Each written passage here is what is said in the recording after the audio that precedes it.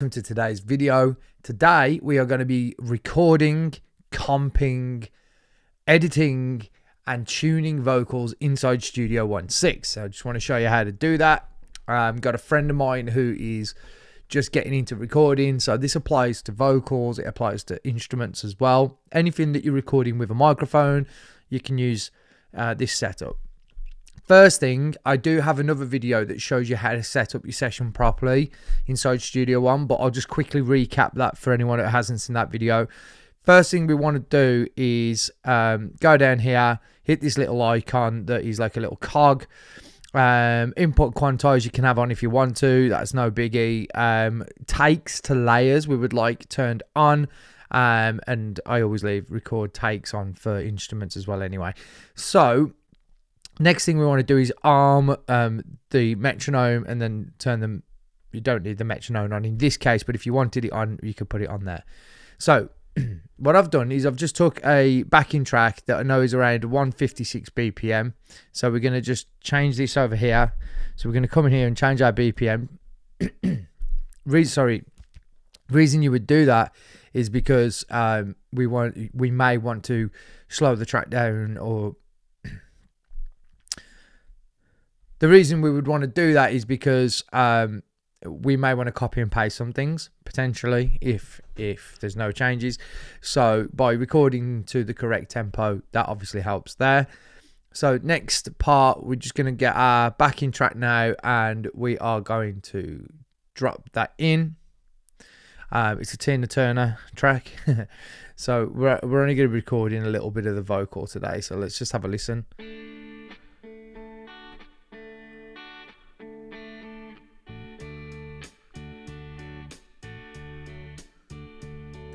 Left a good job in the city, working for the man every night and day. Never lost a minute of sleeping. Okay, so that's all we're going to do for now. Just wanted to make sure that was the right tempo. So there you go. Then we need to come up to here, hit the plus button, click on audio, change this to vocal or whatever you want to name it. For mono, and we need to sort this out because it doesn't always do it automatically. At the minute we've got input L, input 1 left. We don't want that, so let's click on this here and click on audio IO setup. See, it's coming through everything at the moment. I don't want that, so I'm just going to get rid of all of these, and then I'm going to add a mono channel, and then it's going to go straight into input 1. Hit apply. There you go, you can see it's coming through. And that's all I want. So now we go into here, hit input 1, and now you can probably hear my voice twice potentially. I'm going to turn that off for now. Let's go back to the track, and let's just. So what I've done is I've set my shortcuts up a little differently. I'll show you how to do that in another video. But if I hit number 1 at any point, that'll take me back on my keypad. That'll take me back to the very beginning of the track. It'll take me back to number 1. Alternatively, you can do that by repeatedly pressing enter. If I now hit the R button, which used to be or star button, it will start the recording. And it'll give me a little bit of a counting. So let's go back to the beginning.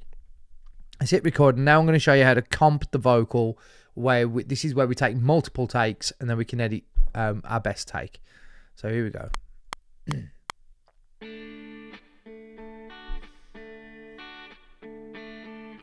Left a good job in the city, working for the man every night and day. Never lost a minute of sleeping, wondering about all the things I might have been. I said, there you go. Anyway, I've started in the wrong place, but for the sake of this video, we're just going to keep it as it is. I probably should have come in a bit later. So anyway, I'm going to trim the edges, sort of trim the fat off the beginning of there. Don't need those end bits, so we'll trim that. And then what we want to do is do another take to see if we can get a better take. So next thing we're going to do is just going to go back to where we want to be. Give yourself a little bit of a run in if you like, and then just hit record again. Left a good job in the city, working for the man every night and day. Right? And then you'll notice what's happened now is it's opened up take 1, take 2. Let's just do one more and then I'll show you how the comping works. So I did a slightly different take that time. So then what you'll do is from these takes now, I think the second take was the best. So if you want to listen to each section, all you do is you go down to take 2, you highlight the section you want, you hit it, and now at the top it's replaced it. So left a good job in... Okay, first 2 lines of that wasn't very good, so I might want to take the first couple of lines off the beginning of this take. So let's have a listen to that. Left a good job in the city. Let's just tidy that up just a touch. Sometimes you might have to take snap to grid off just so you can get it more accurate. There you go. Left a good job in the city. That'll do. Working for the man. Don't want that. So then we can go to take 1, say, and then just highlight that. Working for the man every night and day. Never lost a minute of sleep. Let's go to the second take. Never lost. And then go back to the first take. So you see what we're doing there. We're just picking out the best bits of the track overall. And then when you minimize it, now we've got a window that looks like this. Now we don't need this bit at the beginning. We can delete that. We can shorten this piece because we don't need all of that in there. And we don't need this little small piece in between. We can shorten these. I just like to tidy things up as I'm going along when I'm recording vocals. Just find it helps you a little bit further down the line. Okay, so there we go. We've decided on our comp. We've got our best takes and we've gone, yeah, we like these takes. We're going to use these. You might want to add some little fades just in case you've got any sort of background noise. And you do that by dragging the top corners. Also, that helps with things like breath, like if you're breathing quite heavily when you're recording your vocals, so that can help. You could do that and also get rid of all these other little bits in between, but generally with this particular microphone, you don't need to. So we've got our take as we like it. Now, what we want to do is potentially tune it. Now, you've got 2 different ways of tuning. You've got auto-tune type products. Now, I used to use Antares auto-tune, and it is very good. But the cost, £25 a month. I was paying every month for forever. And obviously you just keep paying it. It's like an eternal payment. Obviously you get updates, but they're really not that often. And I only use the one part of the plugin. So I actually found another one, which I'll show you in a second, which is much cheaper because with Slate digital plugins, you get like 100 different plugins for like $8.99 a month. So you could do that. Or you could do what's built into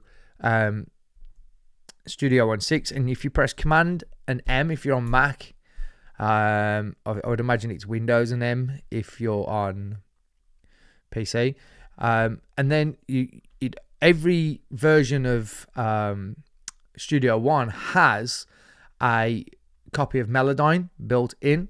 So then obviously you can see you've got your vocal track here, and if you double click on it, working for the man every night and day. So if we hit M on the beginning piece of this one, we're going to work on the beginning. So we got again, Control M. So we got all of this section now. Okay, it's not a million miles out anyway, but let's just kind of zoom in a little bit and let's see what's going on in here. Right, now sometimes if you get notes that look like this, where you get this big wavy line, sometimes you might want to split those in two. Now, tuning it's a taste thing, in my opinion. Some people like to tune really heavily, and if you wanted to do that, look, so it tells you what key the song's in, right? we can just hover over it, hit this, and then it'll put it into whatever it thinks it was meant to be in. Now, sometimes if the singer hasn't sang close enough to the note, it might try and put it in the wrong place. So left a good job in the city. Let's listen to that in context of the song. Left a good job in the city. It's actually done quite a good job. Sometimes to get it a little bit more accurate, one of the things you could do here is come over to there you go. So we're going to click on the note that we want, click on the spanner, and we're going to hit this, and we're going to split this one into two, and maybe split that one into two, split that one into two, split that one into two, because it's got big notes where it's jumping around. Let's see what that has now done to it first of all. Left a good job in the city. Okay, so now if we hit back on here and we double click everything, let's see what it's doing. Left a good job in the city. Now that sounds a little bit too hard tuned for my liking. Left a good job in the city. You hear that little artifact there? Let's see what it sounds like with the track. Left a good job in the city.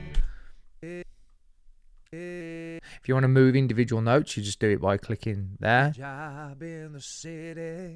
See, to me, that's done too much. So we'll go back to where it was. And then just give it a hard tune again. Left a good job in the city. Now, sometimes if you don't want to go hard on the tuning, you could just literally just work on the ones that sound out to your ear. Job in the city.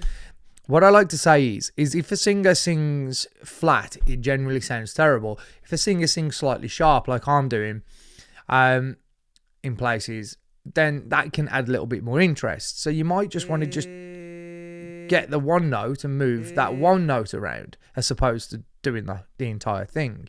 Or what a lot of engineers I've worked with in the past have done is they, rather than tuning it completely, they'll tune it to about 50%, so that it's almost on the money, but it's not. So it's got a little bit of character to it. Left a good job in the city.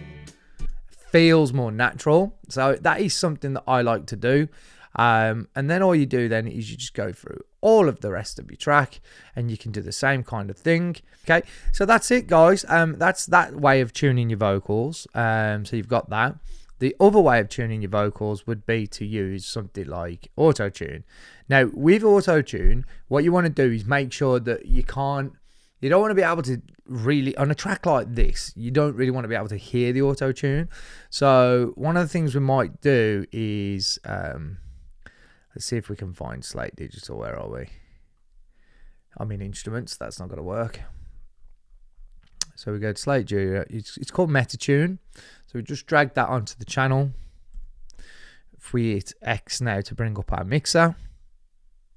Here's Metatune. So we've got some presets over here. If we want to use the presets, it's got natural tuning. We could go light tuning. And let's just see what that sounds like. Never lost a minute of sleeping. So you can hear that. Let's just try it on the vocal that we've put Melodyne on. Left a good job in the city, working for the man every night and day. Never lost a minute of sleeping. So that kind of just finishes off the vocals, really. So what we could do then is go back in here. And let's just sort of semi-tune these vocals like we did earlier on to about sort of 50%. And then let's let the auto-tune do the rest, and let's see what that does. Never lost a minute of sleep. Little bit too much. So what you might want to do is rein the speed back. If you push it all the way up, this will happen. Wondering about all the things that might have been. You get that really robot-y type effect. So might want to rein this back to about 60 milliseconds. Let's try that. Never lost a minute of sleeping. Wondering about all the things that might have been. I said. Also with this plugin, which is something that's quite cool, is you can double the vocal as well, so you can make it double. Never lost a minute of sleeping, wondering about all the things I might have been. So then in another video I showed you some vocal plugins that I really like. The one I use the most, I'll be honest with you, is one called Isotope Nectar. And the reason I use that is because what it does really great is this. So if we go into relay, for example, we drop that onto the music track. So if you record into a backing track, this is a really cool tool. We drop that on there, and then we come over here and we go into Isotope, and we want Nectar 3, and we drop that on the vocal. We can press vocal assist, but then by having relay on the previous track, you can hit this thing called unmask, and it says I'll carve out space for the vocal by comparing it to the other audio track and correcting the frequency masking. So then you do that, hit it, select which one you're unmasking, click next, and then it's going to wait for you to play the audio. Okay, so once it's done its thing, it's going to give you these settings. Now, Nectar 3 is, Nectar 3 Plus in my case, is quite an expensive plugin. I'm going to show you a much cheaper option in just a second. So what it's done is it hasn't added the gate actually. It's not needed to. It's found the pitch. EQ wise, it's done a reductive EQ first of all. So it's taken out some of the bad frequencies that it found. It's put a de-esser on there as well, and it's then done like a bit of a boost EQ, added some compression, and it's even added a little bit of reverb for us. So let's listen to know what that has done, and we'll do a before and after. Left a good job in the city, working for the man every night and day. Never lost a minute of sleeping, wondering about all the things I might have been. Now this actually does come with auto correction as well. So if we turn Metatune off and we use this one just to show you what this one is like. So you hit auto detect, press waiting for audio. It's now going to find the key. Left a good job in the city, working for the man every night and day. Never lost a minute of sleeping, wondering about all the things I might have been. I said. Okay, so it's found it. We hit correction now, and then you've got the same kind of tools. Left a good job in the city, working for the man every night and day. Never lost a minute of sleeping, wondering about all the things I might have been. I said. And that actually sounds a little bit more natural, so I'll probably go with that one. So yeah, so you can see what it's done here, and it's also got this automatic limiter as well, which actually levels out all the vocals throughout the entire track, which to me sounds great. But what I usually like to do is I actually like to stack compressors. So the only other thing I might do on there, before I show you the other vocal processor, is I might just go into here. Oh, by the way, you can buy Nectar 3 for about $9.99 a month through splice.com. So if you go to Splice, you can buy that plugin from there. Or you can just use the plugins that are built in, but we can use this as an example. So it's done a subtractive EQ first, so it's got rid of the bad frequencies. So your step one is to get rid of any bad frequencies.